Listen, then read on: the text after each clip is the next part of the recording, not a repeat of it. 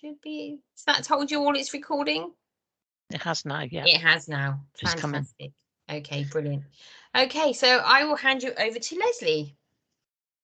Hello, my name's Lesley Knight. I'm a Senior Civil Contingencies Officer with the Somerset Local Authorities Civil Contingencies Partnership. I am a member of the Somerset Prepared Group, and I do the emergency planning side on the group. The partnership is a collection of all of the local authorities in Somerset. So that's how we work, and we're the sort of centre hub of all the local authorities. I'll start with my presentation if I can find it. Doesn't usually like me on presentations, so fingers crossed. Okay.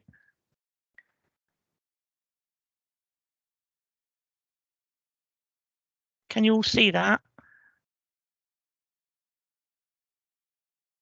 Yeah, brilliant. That's working, Lesley. So I will now turn it to a slideshow, hopefully. Doesn't want to do it at the moment. Oh, here we go. Right. So that was my introduction. I'm going to talk about first about a bit of local authority response and recovery, and then I'll go on to how we communicate and activate our Somerset Emergency Voluntary Agencies group and our animal welfare support network for help that they give us during response and recovery in an emergency. Okay. So as I was saying, the Somerset Local Authorities Civil Contingencies Partnership, it's quite a mouthful, but it consists of Somerset County Council and the 4 district councils, and together we deliver the Civil Contingencies Act 2004 with all the local authority responsibilities and duties that go with it. We are funded by all of the partners. They all pay in towards the Civil Contingencies unit that I'm a part of, and we are the sort of central hub of the actual partnership. We do all the plan writing, the training and the exercises for all of the local authority staff, so they know their roles during emergencies. All of the local authorities are Category 1 responders under the Avon and Somerset Local Resilience Forum, which covers Avon and Somerset on the police boundaries. We are actually located within Somerset County Council at County Hall in Taunton, and we provide the first point of call for all local authority services in emergencies. My buttons have disappeared. Okay, there we go. So as we're the first point of call, we've got a 24/7 365 duty officer, and we all take it in turns to be the duty officer on a daily basis. So whichever district council area that the emergency happens in, we will be the first point of contact, and we are alerted by the Dean helpline, and they will take a message from either the police or fire brigade and pass it to us, and we act as the gateway then for all the services that the district councils and the county council are responsible for carrying out during an emergency. So if we go to the emergency response phase first, local authority emergency roles in Somerset are shared between the council and district, as I just said, and the district council where the incident happens will be the lead authority at that time. If the emergency is widespread across Somerset, the county council can then take over the lead role for then the districts to do their individual incidents themselves, and in coordination with us. The recovery phase, that is totally over to the local authorities. Once the emergency services have left the scene, that's where their role ends, and the local authorities are then left with the health authorities that are now within the county council to pick up all the pieces left afterwards and try and get back to some new normal after an incident. So we take on the coordination of that in the unit. We run the meetings with all the agencies. So the emergency management process that we work to goes round in a circle. So we start off, we look at the risks in the area over Somerset that we've got, and can they be prevented? Can they be mitigated? If they can, we have to put that in place. If they can't, we then do the next step, which is to prepare emergency plans, as in section 2 there, the preparedness, with all the stakeholders, and to ensure that we've got a coordinated response going forward if an incident happens. So once an incident happens, we move on to section 3, which is the response. So the plans get put into activation, and all of the organisations involved, emergency services, police, health, local authorities, should go to that plan, and they know their roles in the plan and carry out as normal. It's basically working their normal day jobs, but doing it in an emergency. So once we've responded and it looks as though the emergency is going to go to the recovery phase, the scene's handed over, and if it's been a major incident, there's a form that's signed officially by the local authorities from the emergency services handing over to us.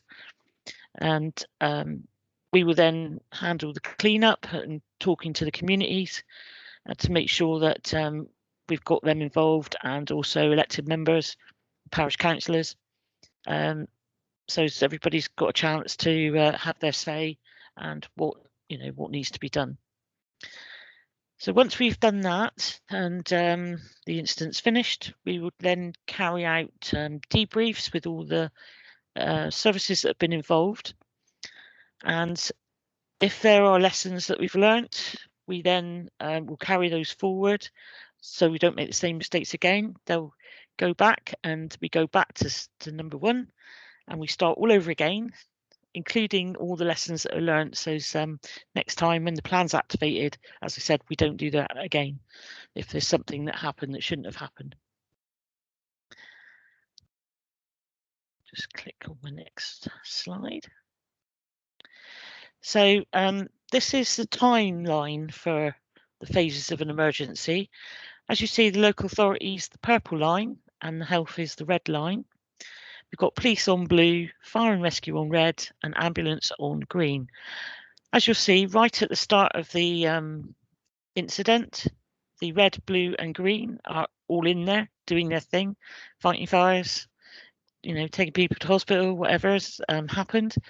And as soon as they finish their part of the incident, then we'll have the handover. So it sort of starts with response, and gradually, as the time goes on, the emergency services leave, police will be left in control, and then after that the handover is done to the local authority, and then we start all our work, as you can see on the screen there, along with the health and all the repercussions of what's happened in the community and to the people and what help they need to get back to normal. So it's it can be a long time, like the flooding that we had in Somerset. We eventually went back to the handover. It's quite a few months that we were doing that. Or it can be just a short incident, a fire is put out and then we hand back to us. So these are the the duties that the Somerset County Council and the district councils sort of between them have to do for an incident. There's probably a few more than that, but those are the main ones that we would do straight away. The Somerset County Council has got an on-call gold officer who's a strategic officer, who we can activate if necessary. And the district councils also have duty officers that our duty Civil Contingencies Officer will be speaking to arrange things like a rest centre if it's needed, if people need to be evacuated, and any other local authority services that are needed. We will coordinate between ourselves, the emergency services, and the community. So during emergency, just run through them quickly. We run all the meetings, the strategic and the tactical meetings. We attend those as a support to our strategic officers, and we do the tactical role as well, with the operational side feeding down to the people on the ground that are actually doing the incident. We've got the provision of premises, so we have to provide rest centres, and we've also got the places of safety, which you may know about, which are run by the community. The rest centres are usually run by the district council, and they put their staff in, mainly their home people that run the housing. That's what I'm looking for. The housing section are usually the people that do that, because they're aware of accommodation that's available that could be used. So they will be in there first, and our voluntary agencies will go in and help them if they haven't got enough staff, and they will do some of the supervisory roles as well. So we've got social care and support. County Council is responsible for the social care side for adult and children, so we'll be providing people to go to the rest centre to do safeguarding for children and vulnerable adults. There's also the welfare and counselling side, where we've got voluntary agencies that can provide those services. So we've got emergency finance, housing and feeding. We also got the provision of emergency mortuaries if needed. Scientific advice, building control, environmental health, which is districts and monitoring. Public transport is the Somerset County Council, and we've got a Transporting Somerset that have got coaches that we can use for evacuation. Road closures and traffic management, and come to the activation of the Somerset Emergency Voluntary Agencies Group and or the Animal Welfare Support Network that our district Civil Contingencies Officer is responsible for activating those organisations. We've also got the coordination of spontaneous volunteers. After the flooding, we set up. Now we've got setups for volunteer reception centres where we direct all the people from upcountry or whoever are coming down. If the community didn't want to work with them, or they could manage them, we just register them, and if there are any tasks that they can do, they would go out with trained groups of people to do that. The voluntary agencies also help us in that, and they've got people that would take them out in groups of 10 to areas that needed any help. And also the warning and informing of the public. We've got the duty to make sure all the comms between all the emergency services are linked up. We're all saying the same message, and that would be handled right into the recovery stage, where it's important that the communities get good information on what's happening. So managing expectations, local authorities normally and voluntary agencies are not 24-hour operational, so we need to be prepared to respond and out of hours. It's important that we're notified of any actual potential response requirement early, so we can get people activated.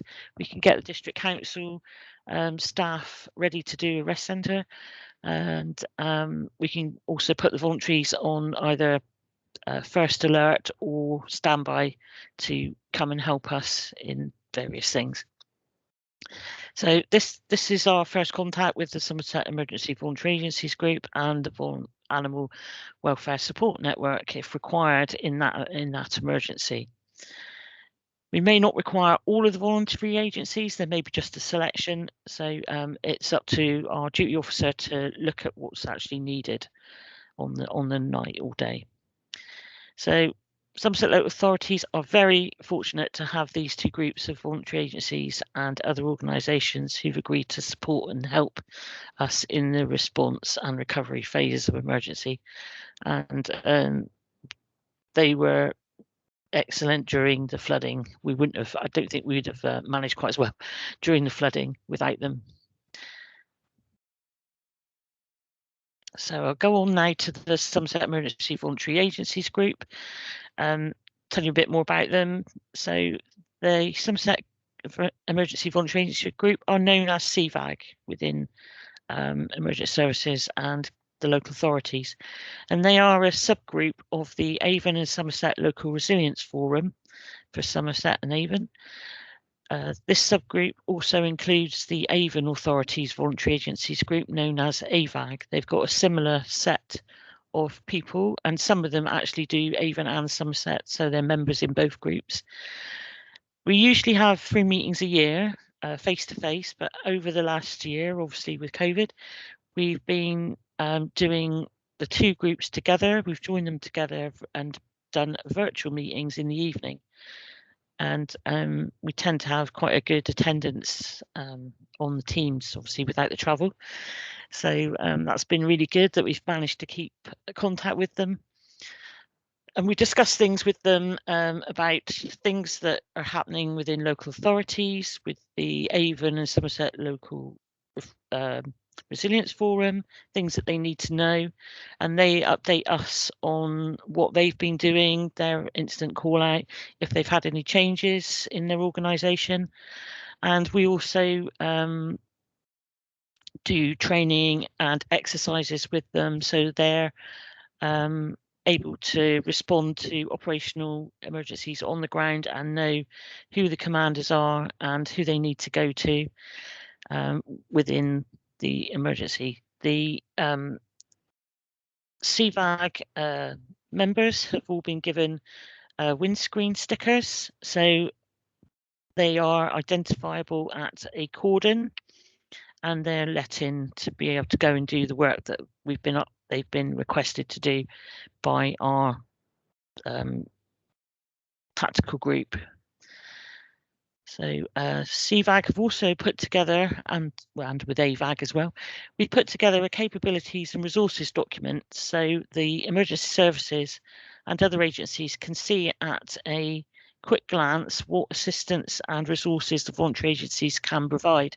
So we've listed things down like emergency lighting, whether they've got trailers, whether they've got vehicles that can help deliver bottles of water, that sort of thing.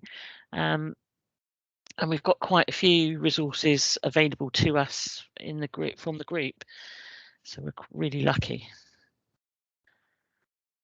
I just move on. So these are all the members of voluntary agencies and organisations that we've actually got in our CVAG group. So it's quite a lot of agencies. There are some that just do collection of money, like the Lions Club. There are others like Rotary that have been really involved with emergency planning, and they do lots of things for us. They've been involved recently doing marshalling at the vaccination centres. They do the car park marshalling, and they've been doing that since the beginning of the year in some areas. We've also got things like the British Red Cross, who help us do things like logistics and look after staff on the group if we're in a big emergency. What else have we got? Spark is a fairly new group. You've probably heard of Spark from volunteering in the community. They've just come on board with us because we felt they need to know if our group is being overwhelmed and whether we may have the opportunity to go out to the communities to ask for volunteers to help in their local area. So say they are a volunteer agency, so, and they're helping Somerset County Council at the moment with their volunteering system. So we'll probably hear a bit more about Spark in the future. And I think they are actually going to be taking over the marshalling of the vaccination centres, if they haven't already started. Who else we got? Farming Community Network. They are an organisation that can help farmers with things like finance and emotional support. So for someone that's feeling suicidal or things like that, they'll go and visit them, and they'll give them all the help that they can. We've got the usuals like St John Ambulance and Samaritans.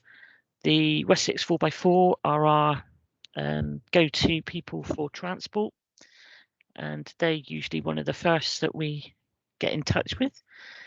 So I'll move on from there now, give you a chance to look at that. And this slide, although it's slightly small, I apologise for that, but I can't change it at the moment because I've picked this up from somewhere else. And this gives, again, the names of all our organisations, the roles that they can play, their main role that they're able to give us. So we've got things like the Civil Air Patrol that do light aircraft and microlights, and they can go up. We've gave them some funding back along to do aerial photographs for us in things like flooding, so we can see where it is. They can also do go over motorways when there's traffic jams, and they've also been involved in search and rescue with the police, going over looking for people that are missing and bodies and things like that.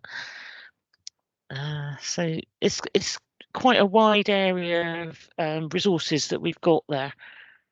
And they've also got some additional capabilities which aren't their main role, and they're listed there as well. Lost my little doofer. We go. So the voluntary agencies, play an essential role in supporting us, and both in response and recovery. And they have teams of trained, skilled, and organised people, volunteers that are recognised and can assist us in meeting practical and emotional needs of individuals during and following an incident. The list there is the sort of the main area of what they provide. So we've got staff welfare, victim support and welfare, emotional faith. We've got a number of emergency centres, which you'll see a slide in a minute, which is very busy, but you'll see where they help us in the centres. Transport, emergency feeding, communications, ad hoc resources like machinery. Some have got, like Rotary, they've got flood packs that can be given out to communities. Humanitarian assistance centres following an incident. We'd set up a centre that people could come to get information from government departments and other services after the incident. Search and rescue group. There's a separate group for most of the searching organisations.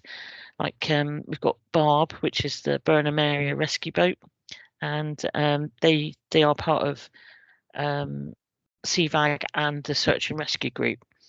They actually helped us quite a lot in the flooding because they came in and did transporting people backwards and forwards across the flooded roads. So we are grateful for that. So how do we call them out? Well, the duty officer on the day is responsible for the call out and the activation when required. There are 4 levels of activation for us. We've got the first alert, which will forewarn them that there may be sort of an incident brewing, and we give them sort of very brief details of what it was. The standby, which will then warn them that we are preparing to respond to an emergency, and they should make their members aware and to prepare for possible deployment. There's the actual time we tell them to actually deploy. We'd obviously give them more information of where they're going, what we want them to do. We give them rendezvous points and things like that, so they know where they are expected to be and who they've got to meet. And then we've got the stand down. When the incident's finished, we'd make sure that all the voluntaries we'd activated know that the incident is closing down. So this is the complicated table I was telling you about. This is the multi-agency structure of incident centres that will be running. So we've got the inner cordon with the actual emergency in it, and you've got the fire will be controlling that area in the red. The police will control the outer cordon, and we've also got other areas outside the main cordon with the incident there. But once the incident's moving on, we've then got lots of centres that we could be opening. So where you see graduated colours of yellow, blue and a dark blue, those are centres that we could be setting up with the police and the voluntary agencies and the local authority staff running them. So things like a survivor reception centre, the family and friends centre that would be used for people involved in the incident. We've got the humanitarian assistance centre that I mentioned earlier. That would be running later. This is the volunteer reception centre. So if we've got spontaneous volunteers coming, that would be, they'd help us there. So there could be quite a few areas where we're expecting them to help us, which might stretch their resources. We've also got the community-run emergency accommodation centres here. So they're the places of safety. The community would open them for their own sort of local incident. And you could have staff coming in from the local authority to just check everything's okay, you're doing okay. And also you can ask for help from the voluntaries for those. So it looks a very complicated diagram there, but hopefully it will work. It's all planned. All these areas are all planned out in our documents. And then this is the timescales for those same centres. So the voluntary agencies could be asked to look at helping for like up to 3 months in a humanitarian assistance centre. So they'd have to make sure they were doing shifts and things like that. So those are all the centres there, and the colours indicate who would be running them. So the colours down here, so you've got reds for local authority, blue for the police, yellow for the voluntary sector where they're involved, and green for the health. So as you can see, it takes some coordination with all the centres involved. Again, we are really grateful for the assistance that we receive from the CVAG members. Some of the organisations, as I said earlier, have been supporting the NHS with the vaccination centres. We had the flooding charge recently, and Rotary have offered flood packs to give to people in to their homes for free.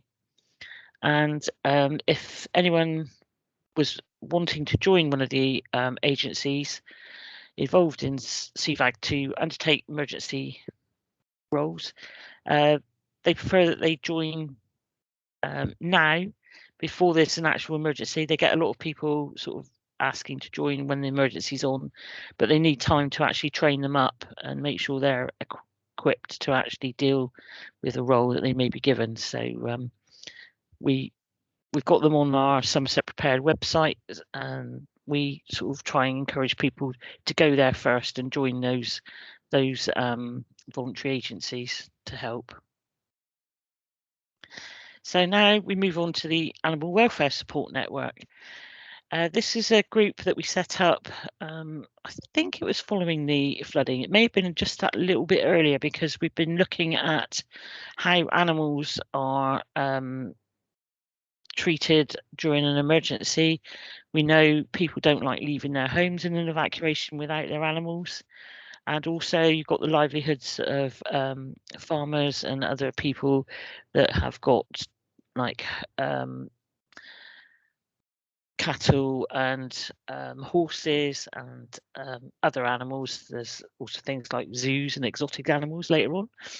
So this brings together a range of organisations that are both statutory, because we've got some government departments and emergency services in this, and voluntary animal charities who were concerned about animal welfare, and they wanted to get involved in emergency situations and offer help where they can. And there's things like they can offer buildings and things like that. So we've incorporated the Animal Welfare Support Network into our emergency evacuation and shelter plans, and we have involved them in training exercises and plans writing as well. So the AWSN has produced guidance that promotes an integrated response for animals involved in emergencies. We help them by promoting their work with the statutory agencies and charities. There's also the awareness of all the animal acts, animal welfare acts that they're aware of with exotic animals, and how that might impact on a rescue and response situation. Because obviously that's not an everyday sort of response. We also make sure they're clear on the command and control structures and who they need to report to, and define their roles and responsibilities. So again, once more, like the CVAG volunteers, the emergency services are aware of what they can provide and how they would work in partnership with us. So this is all of the organisations involved in the Animal Welfare Support Network. As you can see, we've got the Devon and Somerset Fire and Rescue. They do things like rescuing horses and animals from various situations. We've got quite a few horse charities and organisations. We've got the NFU, Road Haulage Association. They can be involved in transporting animals out of situations and helping us that way. Again, the Farming Community Network is also part of this group. We've got one that might seem a bit strange, the Countess Mountbatten's Legion of Frontiersmen. They are mainly horse orientated, and it is a real organisation. We've got the RSPCA. Paul Hooper used to be the secretary for the Royal Bath and West of England Society, and he is the coordinator of all these groups. He retired earlier this year, and he is still agreed to actually be the chair of the group and do all the coordination. If we need to call upon them, he would get everybody together and see what can be made available to help in the situation that we need. So the terms of reference to the group are there. I won't go through them all for you, but I'll just leave them there for a minute. They again, there are we haven't met for quite a while for this group, and I'm about to look at starting up the meetings again. We probably will do a Teams meeting shortly for all the organisations. So they've got a lot of skills and expertise on the animal front, and we've worked with them to produce leaflets and other documents. Excuse me, I'm going to cough. Sorry about that. So it lost my place now. Okay, so we move on to the next slide. So the main things that they can offer with their range of skills and capabilities in response and recovery to an emergency, broadly they're covered by rescue situations. They can offer resources such as equipment, land, access to animal welfare, things like helping with, like you said, the movement of cattle and stuff like that. Organisations that can do widespread communication, because they've got lots of branches of their organisations throughout Somerset, so they can pass messages quickly. They can cascade information down to the animal owners as required, and make sure that we've got a coordinated message going out to everyone. They can offer transport, as I said, with the with livestock movements, and we've also got the APHA, who, excuse me again, who do things like the movement licenses with trading standards and things like that. Sorry, beg your pardon. Oh, just had a drink, so hopefully that's better now. So the movement of animals has obviously got to have licenses, so they would work with all of the people and organisations necessary to make sure, because they can sometimes cancel that in an emergency to make sure that the animals are safely moved within time. So they can also do advice and support. So let's say the Farming Community Network are offering emotional support to farmers and financial support. There's quite a bit of legislation with the Animal Welfare Act of 2006. This makes the duty of care on anyone responsible for animals, and to make sure that they've taken all steps necessary and make sure the animals are safe. And it applies to the owner or even on a temporary basis. And there's quite a few things that evacuation may cover. So we may be evacuating a zoo, and also like things like slaughterhouses and things like that.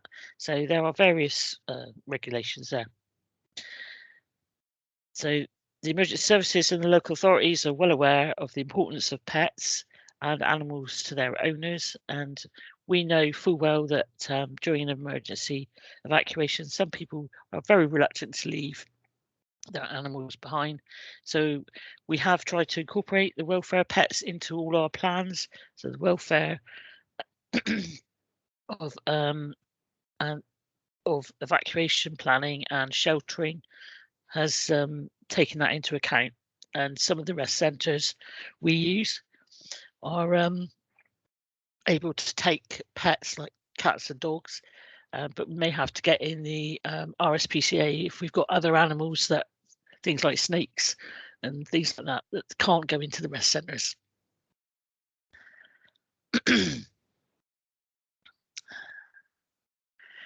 So in Somerset, there are a number of exotic animals in the community, which obviously wouldn't be managed with normal procedures of evacuation. So we recognise communities may have these. They are known as the exotics, things that have been imported, dangerous wild animals. And they require licenses from the local authority, so we know where they are, basically, or we should know where they are. Making sure that they are fed and the diet is correct and things like that. It's part of the licensing.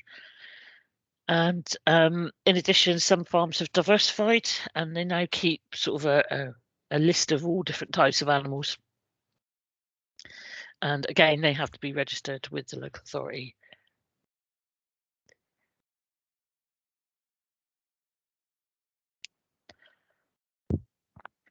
Excuse me a moment, I'm going to have a cough. Oh dear. I'm so sorry.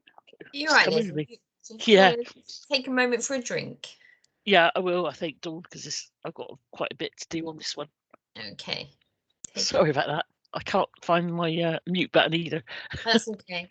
I was just going to say, you mentioned about Rotary's flood bags and flood packs, which are available for free for people from Rotary.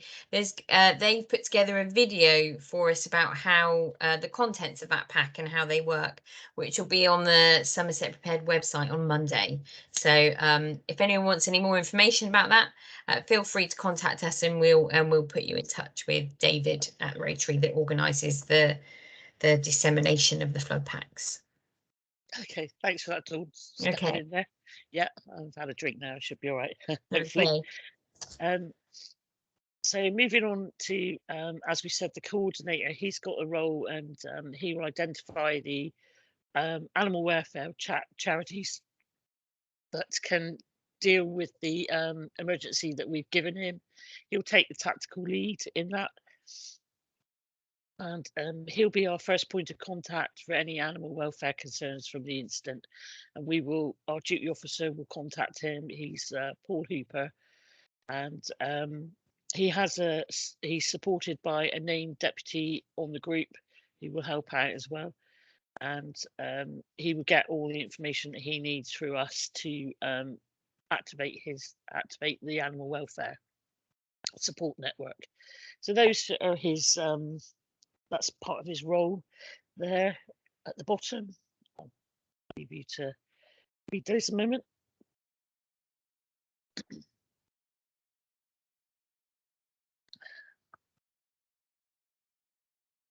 Okay, move on now. So again, we have activation points for the group.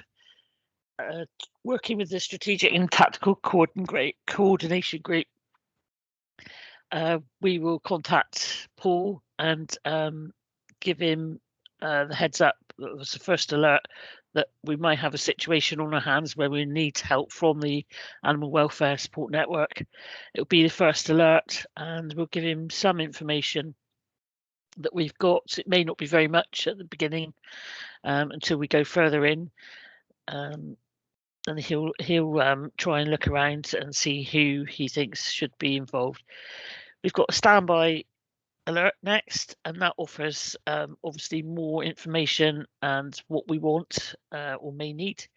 And then we go to activate, where he will take the lead and coordinate the group, and he will actually be part of the tactical coordination group as the animal welfare situation increases. So he will do all the contacting and get everybody stood up, ready to go. So in your packs that you had from Dawn, you will see these leaflets that we put out, and these were developed by the Animal Welfare Support Network for information on evacuation and how to deal with your animals. And it gives you quite a bit of information from all the organisations involved. And I've come to the end. You're probably glad to hear I won't be coughing anymore. Well done, Lesley. I've just given you there some information. If you want any more information, has given us our phone number, and Somerset Prepared has also got a part on it for the CVAG organisation and what they do. Okay. Thank you, Lesley. That was really interesting. It's remarkable the work that particularly the voluntary agencies do. That if we didn't have them, it would be a very different picture for all of us. It certainly would. Amazing work that they all do. Yeah. Yes, and they were rewarded after the flooding for the work they'd done. Yeah, they got Emergency Planning Society award for that. Fantastic. Yeah. Because although they don't do it for the acknowledgement and the reward, it's nice to feel that. It's nice to be appreciated. Yeah, they've also, I know it's only small, but they've been given a badge for helping out with the vaccination centres as well. Brilliant. From the primary care network. Yeah. does anybody have any questions for Lesley?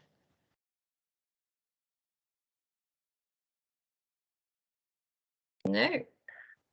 I'm presuming not. You're all on mute, so I'm presuming that that there aren't any questions from any of you.